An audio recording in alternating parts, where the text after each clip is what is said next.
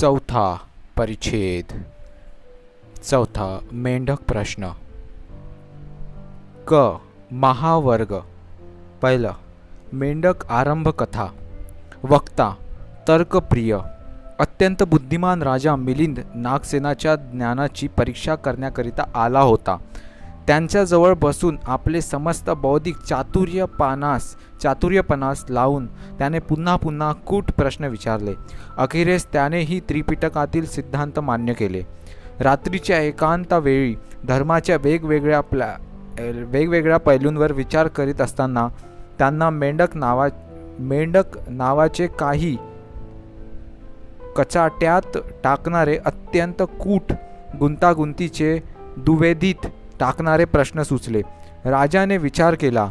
धर्मराज अर्थातच बुद्ध शासनात उपदेशात काही बाबी पर्यायाने सांगण्यात आल्या आहेत, तर काही सर्वसाधारण गोष्टींचे स्पष्टीकरण करण्यासाठी सांगण्यात आल्या आहेत.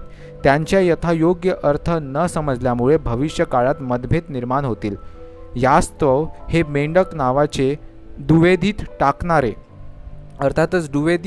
टाकणारे गुंतागुंतीचे कूट प्रश्न आयुष्यमान नागसेनांना विचारून स्पष्ट करून घ्यावे. असे केले तर भविष्यकाळातील लोकांना धर्माचे उत्तम ज्ञान होईल. दुसऱ्या दिवशी भल्या सकाळीच मिलिंद राजाने स्नान केले. हात जोडून भूत, भविष्य आणि वर्तमान काळातील बुद्धांना प्रणाम केले.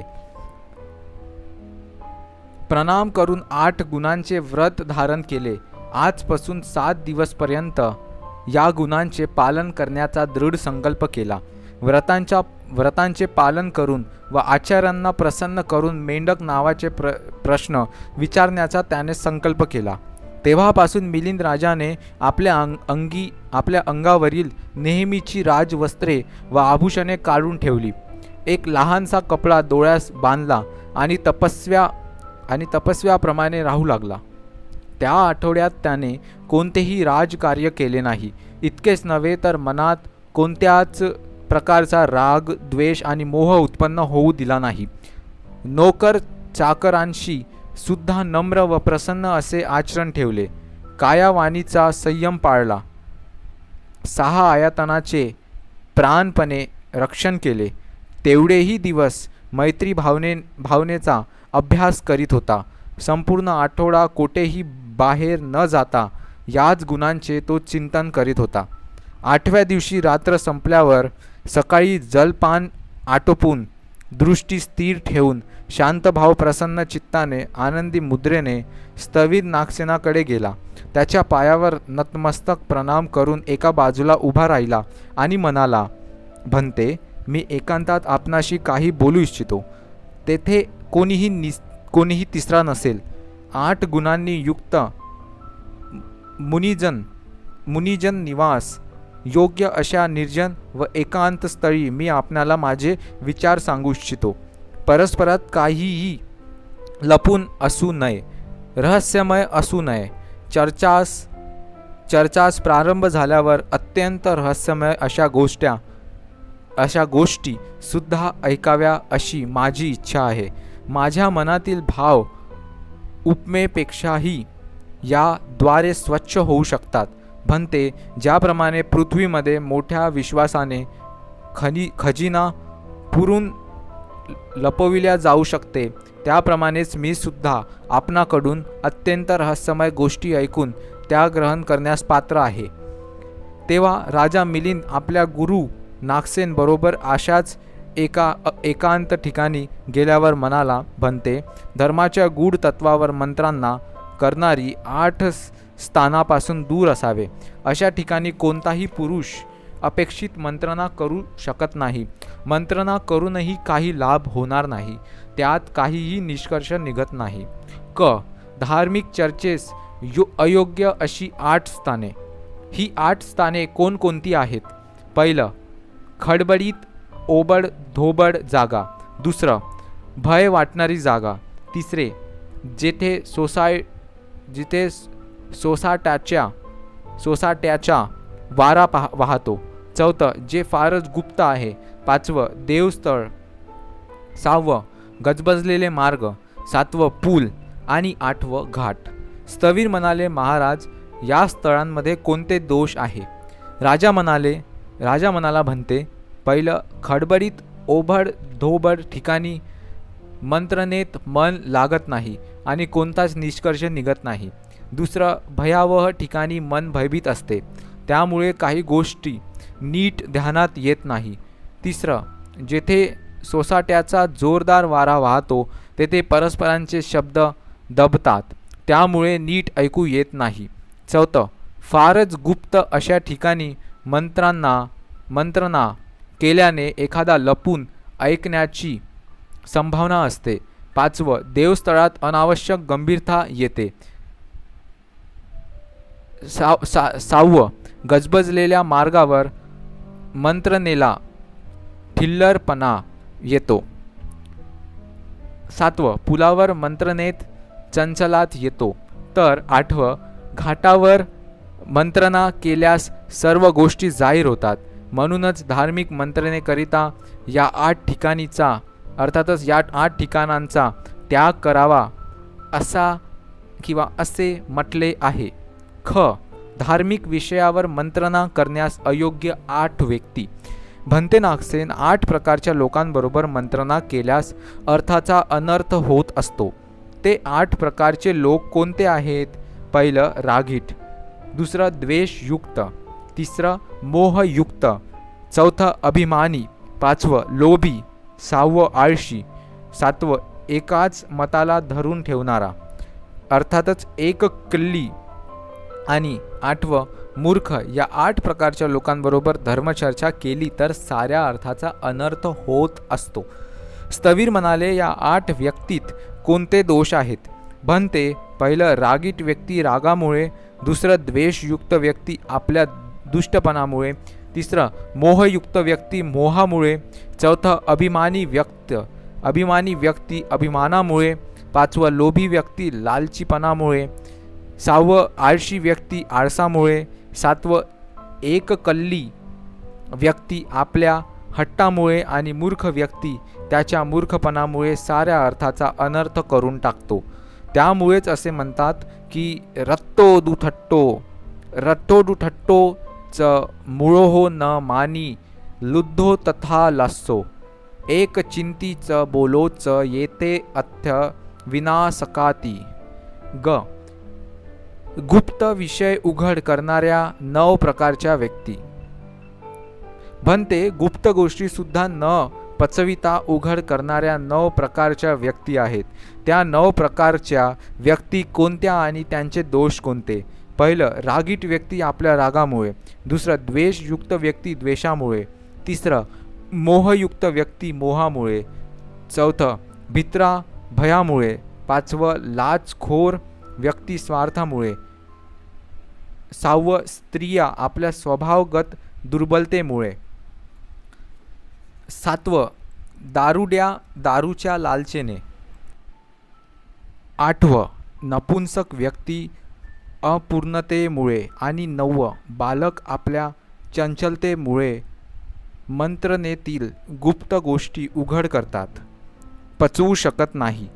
त्यासंबंधी म्हटलेच आहे, रत्तोडुठट्टो च मूळहो च भीरू अमिसचुखो इति संडो पंडको च नवोमी भवती दारको नवेते पुग्गला लोके इतरा चलिता चला एते हि मन्नतीन गुह्यन खिप्पं भवती पाकटिंती.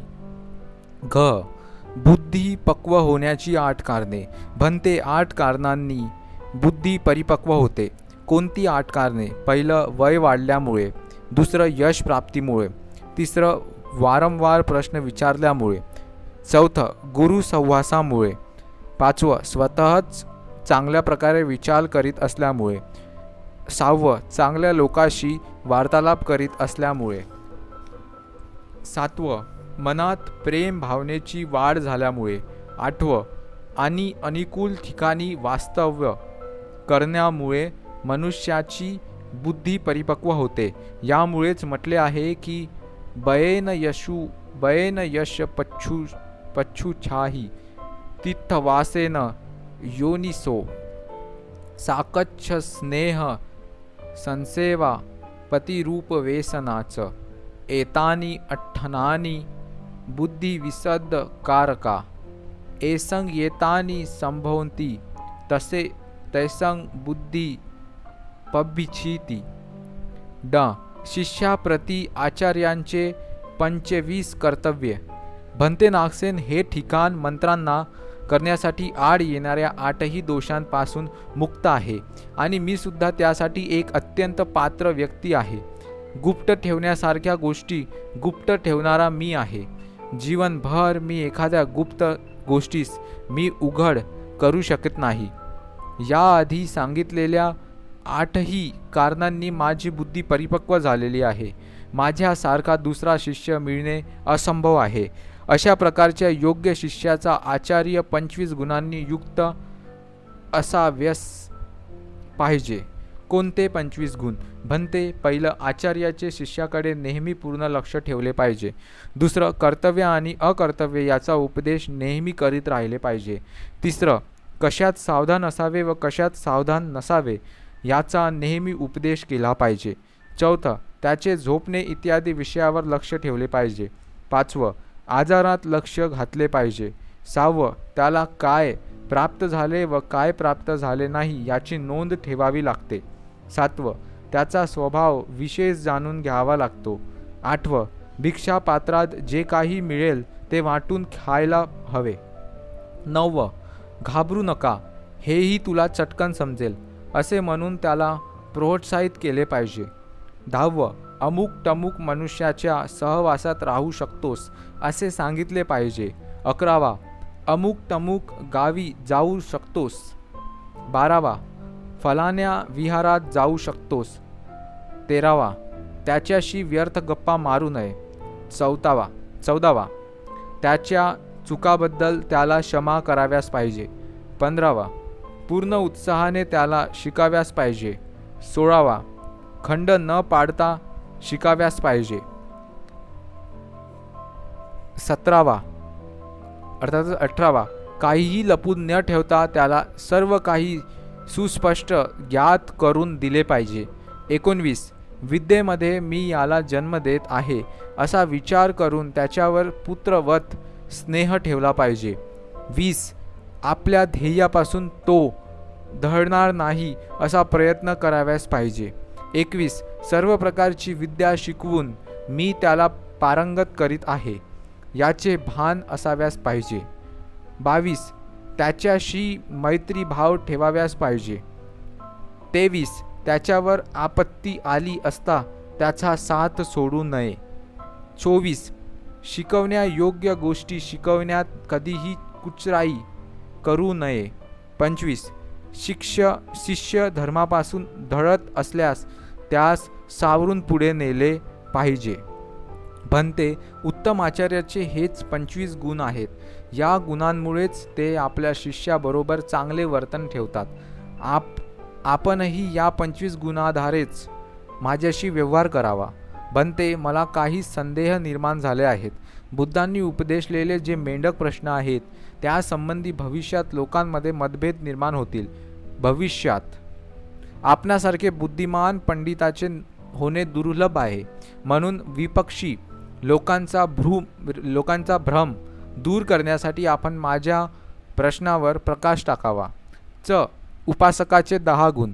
स्थविरांनी फार छान म्हणून उपासकाचे 10 गुण सांगितले. महाराज, उपासकामध्ये हे 10 गुण असाव्यास पाहिजे. महाराज, पहिलं, उपासक आपल्या भिक्षूविषयी सहानुभूती बाळगतो. दुसरं, धर्माला सर्वोच्च स्थानी मानतो. तिसरं, यशाशक्ती दान देतो. चौथं, धर्माचा ऱ्यास होत असलेला पाहताच त्याच्या उत्थानासाठी सर्व सामर्थ्यानिशी प्रयत्न करतो. 5वं, तो सत्यवादी असतो. 6वं, केवळ कुतूहलापायी जीवनभर दुसऱ्या मतांच्या फंदात पडत नाही. 7वं, शरीर आणि वचनाचे पूर्णतः संयमी असतो. 8वं, शांतिप्रिय असतो. 9वं, एकता प्रिय असतो. आणि 10वं, धर्माचे केवळ दिखाऊ अवडंबर माजवीत नाही तर यथार्थात बुद्ध धर्म आणि संघाला शरण आलेला असतो. महाराज हे उपासकाचे सर्व 10 गुण आपापणामध्ये किंवा आपणामध्ये विद्यमान आहेत. धर्माला अशा तऱ्हेने ग्लानी येत असताना आपण त्याला उचलून धरण्याचा प्रयत्न करीत आहात, ही तुमच्याकरिता फार मोठी योग्य आणि श्रेयस्कर बाब आहे. मी आपणाला मुभा देत आहे. वाटेल ते निसंकोच विचारा. धन्यवाद. पुढील व्हिडिओमध्ये आपण मेंढक आरंभ कथा अर्थातच बुद्ध पूजेसंबंधी हा पाठ सुरू करूया. तर मित्रांनो, पुढील व्हिडिओसाठी वाट पहा. आणि हा व्हिडिओ इथेच संपला. धन्यवाद.